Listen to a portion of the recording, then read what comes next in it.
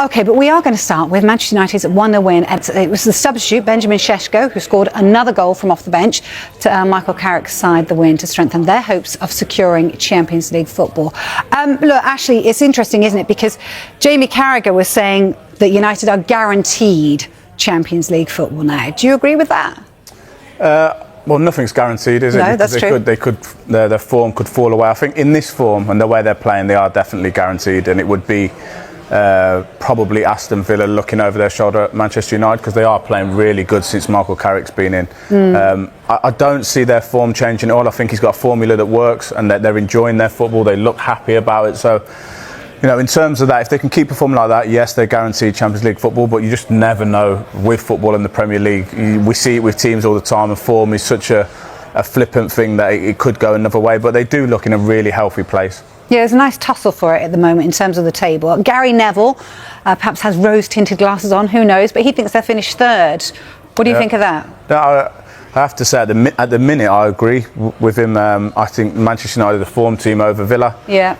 Aston Villa look a little bit nervous, and you know that they're starting to listen to the fans, and they're starting to look at Manchester United and worry about that instead of just doing what they need to do. So, you know, I'm happy for Manchester United. It's been such a difficult, however many years for the fan base.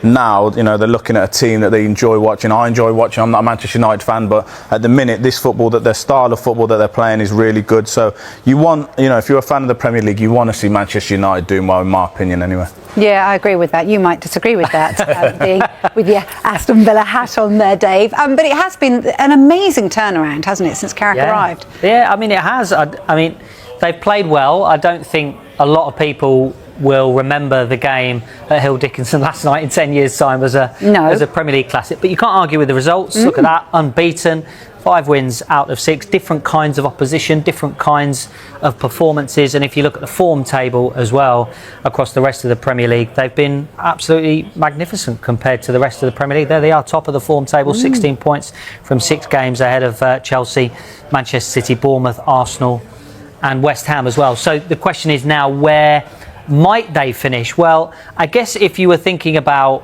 where they started the season under Ruben Amorim, and then where they might initially finish under Ruben Amorim. So we've got match weeks along the bottom here and the cumulative points along the vertical. And if you obviously starting bottom left, that is Ruben Amorim in charge. And then Amorim is obviously greyed out there around match week 21 when Darren Fletcher took charge. And then we can see Michael Carrick take over the team.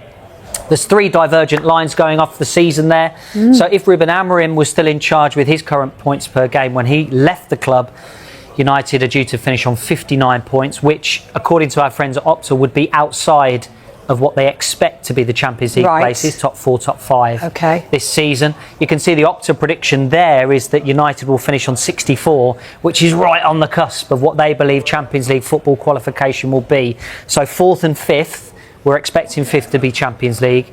4th and 5th is around 64, 65 points. So United are right on that line, according to what Opta are predicting. But if they continue on this points per game that Michael Carrick is on at the moment, the line goes up to 77 points, which would absolutely be a guarantee of Champions League football. So 3 different outcomes this season could have been. 1 under Ruben Amorim, 1 is the potential predicted, and 1 is under Michael Carrick. Where will they end up? It's interesting, isn't it? What's he done to with this amazing upturn? Because if we go back to that form table, it's remarkable that they are absolutely top of that table right this moment. Well, you know, we need to give him as much praise as possible, but one of the things he did do was the obvious, the simple thing, which was change the formation, put players in positions that they've played most of their careers, give a little bit of freedom to the attacking players. And now I think once he's, you know, when he did that in the first 2 games that he took charge, I think it was Manchester City and Arsenal, quite tough two of the difficult ones. I think he literally put them back in the shape, the 4-2-3-1, and said, you know, go and play. And now he's adding layers to it every game. And okay, the last 2 games haven't performed as well, but you know that happens in the Premier League. You're still getting the points, you're not losing games, clean sheet last night. So I think he's adding layers, and he'll continue to do that and what he wants from his team. But just as a start, you know, putting that back 4 back in place, letting the good players that they brought in the summer, the Cunha and Buemo, those type of players, a little bit of freedom. Ahmad, freedom, go and play. I don't think he's overcoaching the attacking play going forward. You see they get the ball fast and early, and they go and play with a little bit of freedom. So without taking anything away from me, I just think he's simplified the game from when Ruben Amorim was there. But I think you're right to point out actually that not everything has been amazing for Manchester United during this run. And even last night, I think there were problems in the build-up last night. I think Everton had the most high turnovers of any Premier League game they've had this season. Couldn't convert any of them into a shot on goal. So United had problems building out from the back last night against a different opposition, maybe better opposition. Yeah. That opposition would convert one of those high turnovers into at least an attempt on goal. So that there's still issues that Michael Carrick needs to get over. But then by the same token, it's hard to go to a David Moyes side away from home and be so fluent and win the game 3-4. It doesn't really happen. But also, the evidence suggests from this Manchester United side, can you rely on this group of players to string together win, win, win, win, win? The evidence doesn't suggest that they're going to reach 77 and keep going on that points per game. So it's a case of, particularly now, when a result does go against United, how do they react after that? And that is how I think United's season will be defined. Yeah, do you agree with that? Because that's a lot of people are saying, the only way that he's going to actually be looked upon properly is when actually he loses 3 games in a row potentially, and what he does then. Do you agree with that kind of thinking? Yeah, well, absolutely, because only time will tell a little bit of adversity which he hasn't faced yet in this little short spell, and how does he react? Knowing him and just seeing how he goes about his demeanour, I think he'll be very calm and calculated. And I don't think I think for once at Manchester United we're going to see a little bit of calmness and good press conferences and saying the right thing, not something that we can all grasp onto straight away and make a big deal of it. So I do think that he will respond in the right way, and I think he'll control his players in the right way.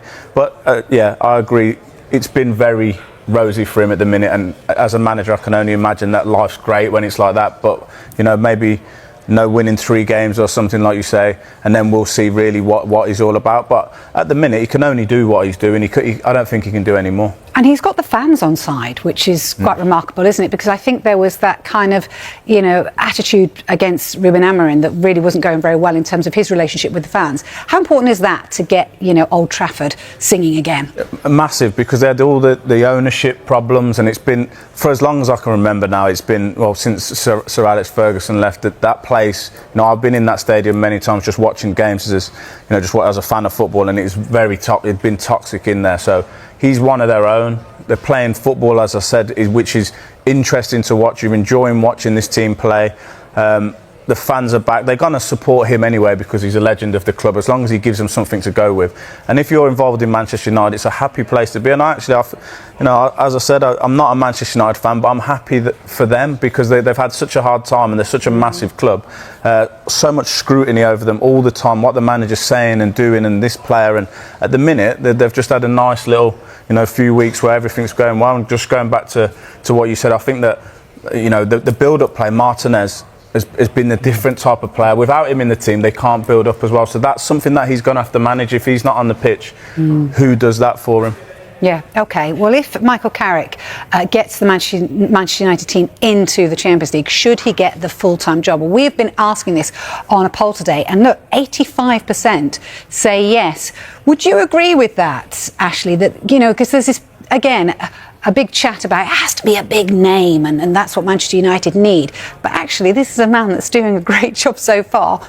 And if he does get them into the Champions League, why not? I absolutely agree with it. I cannot understand why he wouldn't get the job if he continues doing the job he's doing, because they've tried everything at and then you've seen it with other clubs. You can go after the biggest name in the world. If it's not the right fit, it doesn't matter. And who's to say he's not going to be a big name in management in the next 5 years or 6 years? He might go on and win things. So why wouldn't he get? What more can he do? What's the point if he goes and gets that club into the Champions League from where they were? I know there wasn't when Ruben Amorim left. There wasn't in a bad where they were in the league, but they was playing dreadful football. So he's changed the whole thing around. He completely deserves to get that. I don't know. I have no idea why. Even if the most attractive manager pops up and is available, why you would overlook someone that's proven in this time. If he's had enough time, it's not like he's had 3 or 4 games. He'll have had enough games to show that he can get the job done. So if they do finish, say, 3rd, for me, he's a shoo-in to get the job.